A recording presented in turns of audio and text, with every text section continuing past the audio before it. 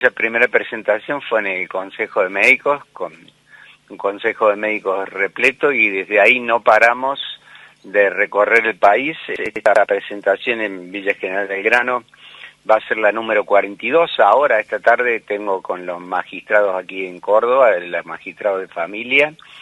Y bueno, nos ha venido a demostrar que no estamos tan equivocados cuando allá por el 2022 publicamos el libro, viendo que después de un estudio que habíamos hecho en la Comisión de Bioética del Consejo de Médicos, demostramos que la mayoría de la población desconocía que tiene una ley que lo protege para poder morir con dignidad, y la mayoría, que es lo más grave, de los profesionales de la salud.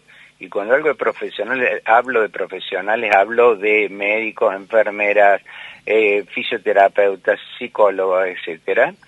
Desconoce también, lamentablemente, porque tendrían que conocerlo, los alcances de esta ley, que ya fue sancionada en mayo del 2012 a nivel nacional y refrendada por otra ley cordobesa de también mayo del 2012 a nivel local, que más o menos reza, lo estoy diciendo de memoria porque no estoy leyendo ningún papel, por eso puede faltar alguna coma. Dice, todo paciente tiene derecho a aceptar o rechazar cualquier terapia física o biológica con o sin manifestación de causa, inclusive aquellos tratamientos de hidratación o nutrición, cuando los mismos prolongasen un estado de enfermedad irreversible, incurable y o terminal, de grave sufrimiento, ya sea físico o psíquico,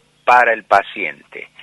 Entonces, se vive en Argentina, mientras vos y yo estamos hablando, hay personas muriendo indignamente justamente por este desconocimiento supino que hay de las leyes, y también por una negación cultural que hay en Occidente de hablar de la muerte. Claro. Y entonces nosotros decimos en bioética, estos son necesidades ocultas, ¿no? ¿Cuán necesario son estas reflexiones hacerlas antes?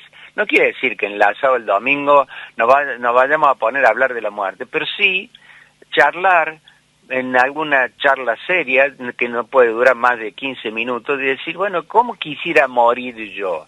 Porque se confunde en estas situaciones, en los límites de la vida, sin mala intención, esto lo quiero aclarar, se confunde la dignidad del paciente con las creencias del personal de salud y con las creencias de los familiares. Vale decir que queriendo ser beneficente o hacerle bien a un familiar, realmente lo estamos haciendo mantener una agonía, le estamos prolongando una muerte, y confundimos el dejar morir con permitir que la naturaleza actúe, que son dos cuestiones muy diferentes. Claro, y Carlos, ¿cómo es el tema, por ejemplo, o quizás la diferencia entre morir dignamente y la eutanasia, ¿no? Y esto de decir, bueno, de que se pueda llegar a hablar previamente, pero, por ejemplo, no se habla, y existe también esta ley. Hay que dejar algo asentado, expreso, digamos, por la persona, de cómo realmente quiere llegar en ese momento. Mira, existe lo que se llama las directivas anticipadas. Buena la pregunta, pero bueno, inclusive por ley, la 10.058, que es la ley cordobesa, prevé la formación de un registro de voluntad anticipadas. La mala noticia es que ese registro estuvo cerrado por más de 2 años. O sea, recién ahora, con el caso de JS, de este jardinero que hablaba de Carlos Paz, sí, fue reflotada, y ahora pero es bajísimo, tal así que hasta el año pasado, una de cada 55.000 personas estaba registrada en Córdoba. Es como decir, yo tengo el estadio Kempes lleno, y solo una persona está registrada en las directivas anticipadas. ¿Qué son las directivas anticipadas? Vos vas a la maternidad nueva que está en la calle Vélez Sarsfield, y hay un registro de voluntades, y decís, mirá, a mí no me gustaría que me reanimen, a mí no me gustaría que me llenen de tubos, a mí no me gustaría que me prolongase la agonía.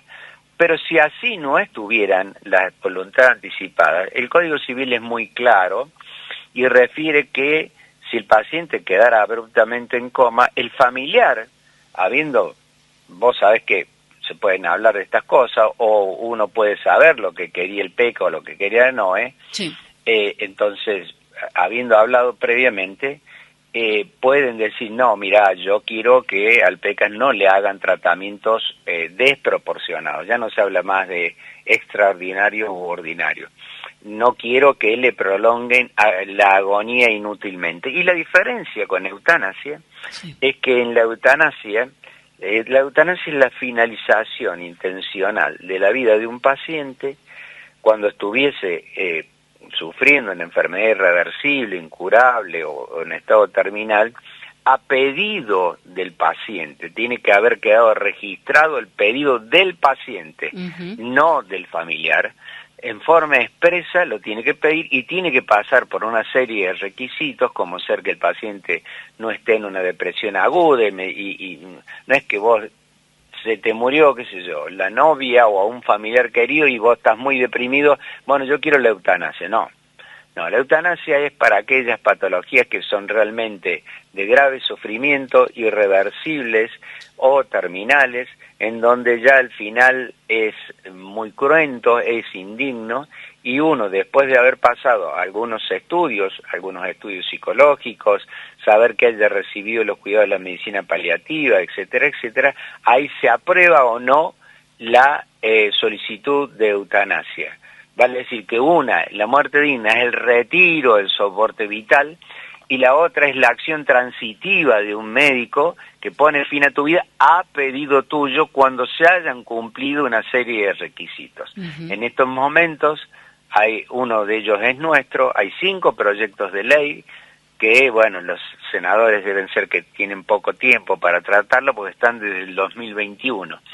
Entonces, como están muy ocupados, no tratan, pero hemos hecho estudios, inclusive el CONICET ha hecho estudios, que el 85% de la población argentina está de acuerdo con legislar sobre la eutanasia.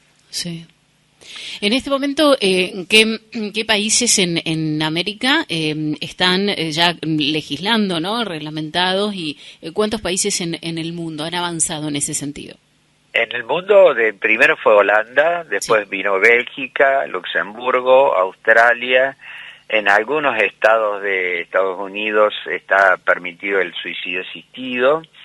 Está legislado desde marzo del 2021 en España, y también aquí como precursor en América Latina, en Colombia. El resto de los países, bueno, está muy avanzado en Ecuador, en Perú, en Uruguay, en Chile se está tratando también, al igual que nosotros, pero todavía no está aprobado. O sea que acá en América Latina solamente en Colombia. Claro. En cada una de estas charlas, me imagino también, ¿no?, desde el mismo tratamiento o en el 22 cuando salió, digamos, a la luz este texto, justamente muchos de los profesionales o de los colegas también te has encontrado con estas diferencias y observaciones y demás, ¿no?, unos análisis que se generan, debates, reflexiones, y esto de ponerlo, ¿no?, sobre la mesa, lo cuestionable. ¿Cómo ha sido también todo este diálogo, este camino recorrido hasta el momento?